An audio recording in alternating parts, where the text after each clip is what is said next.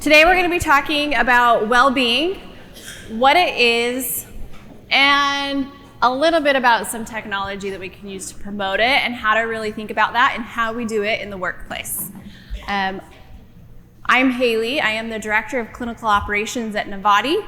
I'm a licensed marriage and family therapist. I'm based out of Salt Lake City, Utah, soon to be Phoenix. And I'm licensed in a few different states across the country, but I oversee our clinical department at Novati and making sure we're providing a clinically backed service for our clients. So let's talk about what well-being is. I know we hear this word quite often, and one thing I like to always have people think is well-being and health are always linked together. But I really love one of our providers and wellness expert, Kristen Pierce, her definition on well-being. I'm going to read it directly from this because I don't want to screw it up. Well-being is a sense of balance and equilibrium in the present moment. All aspects of life have the potential to affect a person's well-being. So when looking to support well-being, remember to investigate resources that cover a variety of areas such as social, physical, emotional, financial, and spiritual. And so we're going to be talking about those and the different dimensions of what well-being is and making sure we're thinking about that and all the different dimensions in the workplace. I'm going to go back to this little intro slide because I saw some people writing. I forgot to tell you, this QR code, you can take your phone out and scan it and you can get a download of the slides. I think they send it to you somehow. And I'll share this again at the end. I'll give you guys just a minute. It is kind of nice, I think, to have a copy of these slides because of all the information that's on them, especially towards the end when we get into each dimension. Okay, so let's go back to talking about well-being. So what we've done at Novati is we've taken from the Substance Abuse and Mental Health Services Administration research, as well as what we call therapeutic life changes that we'll talk about in a minute as well. And we've taken from these two to say, how can we make sure that we're providing something for employees for all areas? Because we want to focus on each of these areas: mind, body, social, purpose, intellect, financial, career, and place. And well-being is really about being balanced in each of these areas and not just focusing too much on one. And this is where we often see employers struggling. It's just, here's your health insurance, here's mental health, EAPs, we're good, we call it good. But we really want people and employers to get more creative in how we can support the employees' well-being.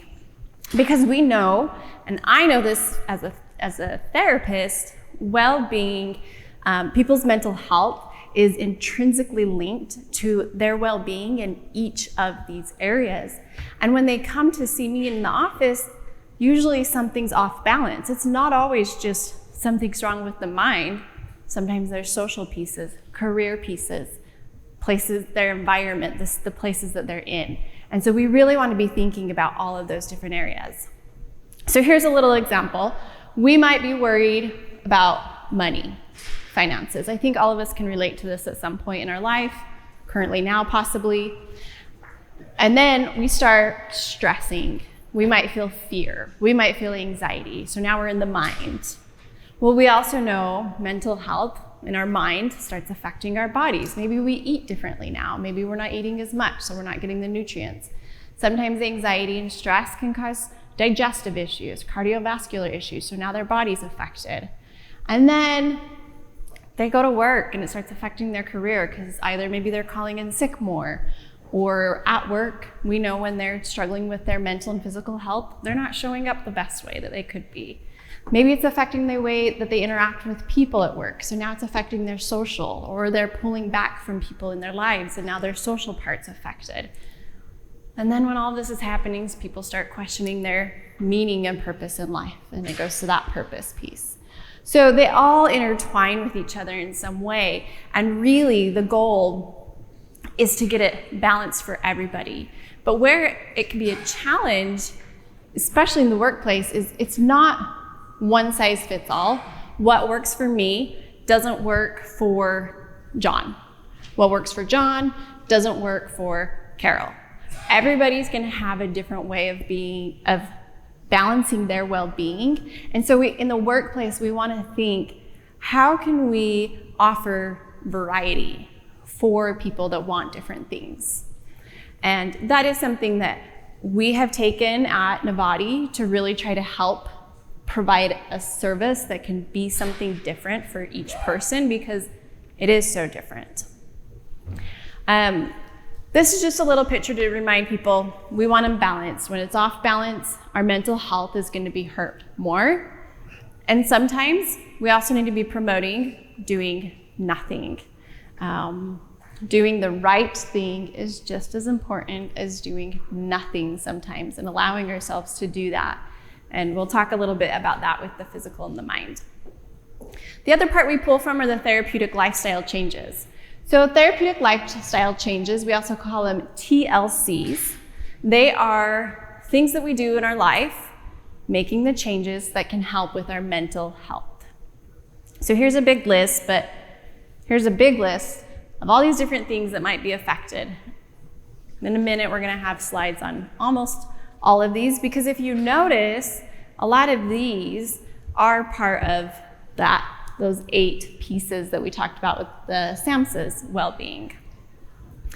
Therapeutic lifestyle changes, just so you know where they came from, they're from Dr. Roger Walsh, a doctor and professor. And in his quote, lifestyle changes, such as getting more exercises, time in nature, helping others, can be as effective as drugs and counseling to treat an array of mental health. So this is saying if people work on these things, if they get that balance in all of these areas, their well-being, it could treat their mental illness. It could help them with their mental health. And so that's a big reason why we like to focus on these 8 dimensions. But part of the problem and why we see so many employees struggling, first off, 41% of adults report diagnosable mental health conditions. And the number on this, that's almost half. But keep in mind, that's diagnosable. So 1, that's being reported. How many people are struggling that aren't reporting anything? And 2, that's a diagnosis. You don't have to have a diagnosis to be struggling with your mental health. You don't have to have an anxiety disorder to be struggling with anxiety and stress and overwhelm. You don't have to have a depression disorder diagnosed. So we know that a lot more people are struggling than this 41%. But over 50% of your employees don't ever seek help. And why is that? One part is structural barriers. This was a study done by the World Health Organization. I want to say they studied 65,000 people. And there was a small percentage of people that wouldn't get help because of cost, lack of availability, difficulties with transportation, or it was just an inconvenience. But the part where they found a higher percentage of people why they weren't getting help were actually the attitudinal barriers.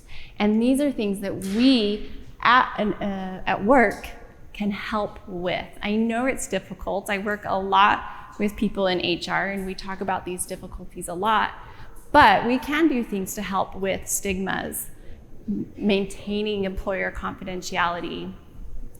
Some people want to handle it themselves, which we take into consideration at Novati, which is why we offer on-demand video platforms, options for people that don't want the one-on-one help. And then another number I want us to keep in mind is 59% of workers experience burnout. This study was in 2022. It was done in 2022, and the numbers are from 2021. And I just point that out because I lied. 59% was 2022. 7% increase from 2021, which is 7% is a lot. And we know from 2021 to 22, now we're in 24, and with everything that's just happened, and all the mental health crisis we've been in these last 4 years, it's just getting worse and worse. And a lot of people feel pretty hopeless in how we fix this. And so we're trying to encourage people, let's not give up. Let's think of those attitudinal barriers and what we can do in the workplace to help with those. This is just a little slide. I'm not going to go through each one, but I just like to point out that there's stages to that burnout. There's stages to an employee wanting to be done and getting to that burnout where they have a mental or physical collapse. It takes steps to get there. And so part of what we like to promote is how do we make sure employees want to and are staying on top of their mental health, hopefully in these earlier stages. One that I like to point out is they start neglecting needs. They don't take care of themselves. They don't practice the self-care. And that's where we really want to try to get in before it gets to stage 12, which isn't as common, but it definitely can happen. And there's different tools that we can help provide to help not get it to that point. We know, I think all of us know in this room, when people are suffering from burnout and stress, it starts affecting their work performance. We know they're more likely to call in sick, they're less productive, they're less focused, they are less likely to talk about their goals with their managers, and they are more likely to leave their jobs, creating higher turnover, which is more time for us and costly to us. And so it really is important for workplaces to think, how can we be promoting well-being in the workplace? And we're going to go into each of those dimensions and talk about different ways that your workplace could be doing something. I'm not going to read every single thing, and I'm going to try to focus on getting some areas of technology in there as well. So starting with the mind. The mind covers the mental and the emotional. A lot of companies tell me, Haley, we have an EAP. And while that can be fine and helpful in some areas, that doesn't really cover what we see the problem being in the mind. A lot of people don't access it. They don't know how to access it. There's a really long waits for EAP counselors. A lot of counselors, we don't work with EAP because it's really difficult sometimes. And so EAPs aren't the solution for, our mind and emotional piece is taken care of. It can be a part of it, but it's not the complete piece. One thing that we like to talk about too is the mindfulness and meditation, promoting that. I am a yoga teacher. I use a lot of meditation and mindfulness practices with my clients because it is clinically proven. It's an evidence-based practice to put mindfulness into therapy treatments. And so I think a lot of us know a lot of different apps, programs. Even Navati, we have videos, we have yoga teachers, meditation teachers, because we want to be encouraging people, take time out for mindfulness, take time out to do meditations. And that might look different for everybody. That could be part of our nature, our environment place is getting outside, getting into the sun, and that can be meditative for some people. Another piece that I like in here is the supportive leadership. Something I've been doing this year with Navati that I've absolutely loved is we do manager workshop trainings. And so every quarter I'm working with managers and training them more on helping employees with mental health because that's what I know best, than how to be like a different type of manager leader in the workplace.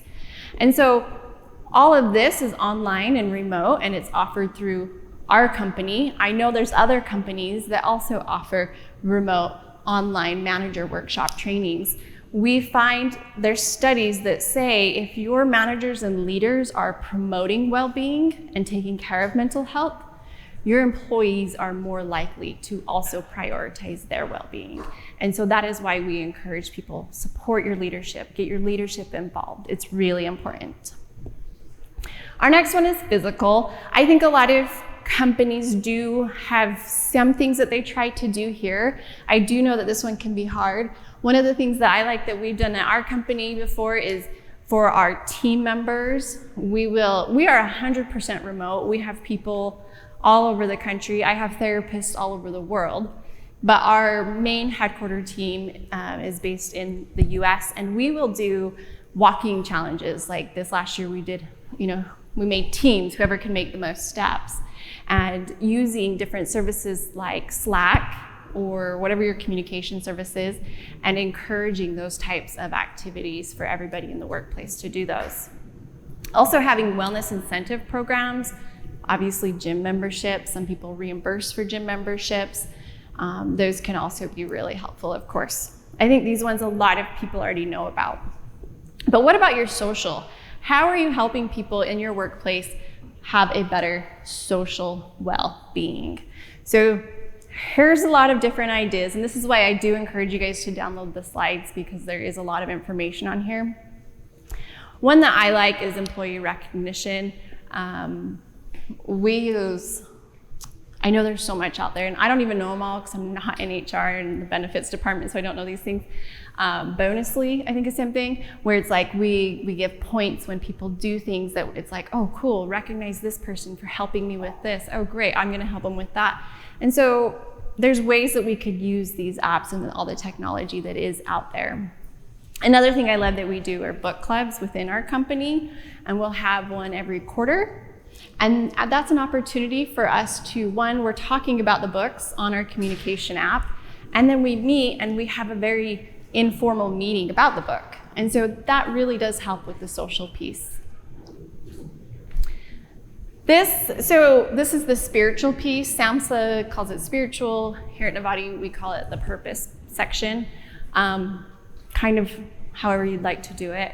But what again here, I like where it says provide quiet places and then encouraging mindfulness practices.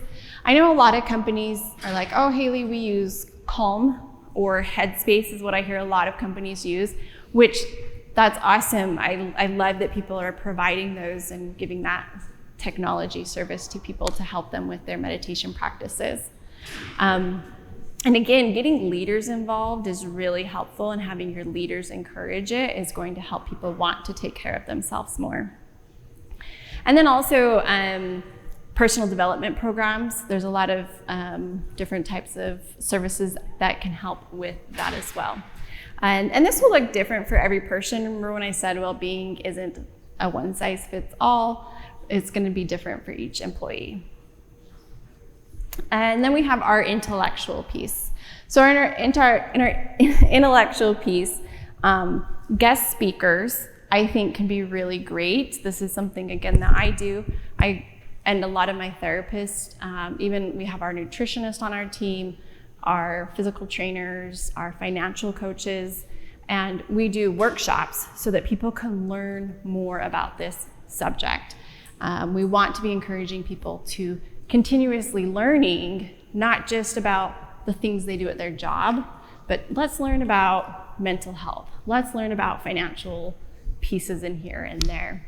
And so having guest speakers, having workshops that can be offered is really helpful for that as well as providing access to online learning platforms. And that's where, why we do the on-demand video library is because, like I said, not everyone wants to do coaching or counseling. Some people are just going to watch videos, and there's videos that can be 5 minutes, videos that can be 30 minutes. And it's a great opportunity for people to go and choose to learn what they want to learn. And so having things like that can be really helpful. Financial, I know a lot of companies do this as well. I've heard a lot of talk just at the booths when I've been at these events that there are companies that have real estate planning, tax preparation assistance, and offering those financial education and workshops. Our time's almost up, so I'll hurry and go through these last two. Occupational, I know a lot of companies also do pretty good here, but I do think it's kind of like we want to think, how are we encouraging our employees? What are we offering to them to be able to grow within the company or grow their career how they want to go if it's outside of the company? Career coaching, that's a popular one that we have. We have a lot of coaches on our staff that offer career as well as the financial coaching. Then we have environmental. We call this place. It's what's around us. What are we surrounding ourselves with, and how can we think about that in the workplace? One of my number ones is promoting open communication. Do I feel safe in my workplace? That's very important. Psychological safety is a big thing that's been talked about more for companies, and I think it's important that we do think about how our leaders are showing they have an open door, and how do we do that even with remote employees. I hear people struggle, like, how do we do that with the remote employees? And that's where it's making sure we're utilizing our communication apps like Slack or whatever people use, making sure we're finding ways to encourage communication there, because some people prefer communication in writing, some people prefer it in person, and so it's important for leaders to get to understand that. And then the other one, regularly evaluate and adapt. I think it's important that we always look at, not just in our environmental piece, but in every single one of these dimensions. I think it's important that we always think, what could we be doing differently in each of these, and how could we be helping our employees, remembering that it's not a one size fits all. And so we need different options for different people's way of taking care of their well-being. Lastly, I just want to reiterate that EAPs, they can be helpful. They're more for crisis. 81% of employees, though, don't feel like it's enough and want real mental health benefits. And when we say mental health, I'm going to encourage you guys to think, how are we offering mental health benefits with all 8 of those dimensions? Because we know that that is true mental well-being. And here is the QR code once again. If you didn't catch that at the beginning, you can get that now. And my email is there as well. If you need anything, you can always reach out and ask me. So thank you guys.